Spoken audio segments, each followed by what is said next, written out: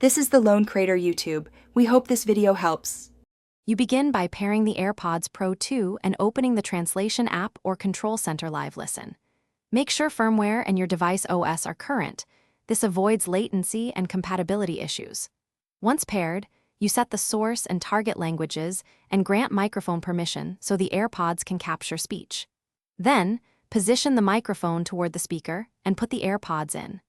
This first action gets audio streaming immediately, so you can test a short phrase to confirm levels and connection.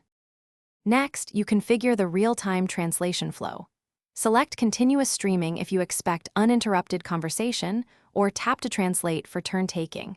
Each mode reduces misalignment differently. Then, adjust microphone sensitivity and output volume so speech is clear without clipping.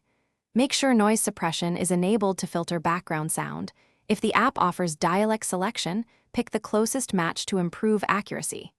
Once done, practice a back-and-forth exchange to confirm timing and to avoid overlapping speech that creates errors. To finish, you finalize settings and run a full test conversation. Verify latency, and if it's high, move to a stronger Wi-Fi or cellular connection. Translation services depend on network speed. Make sure AirPods battery is above 20% and close background apps to reduce processing delays.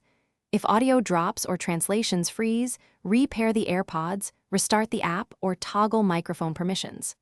One key tip: if problems persist, reset network settings or switch to a different translation service.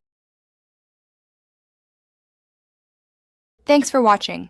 Consider subscribing if we helped you.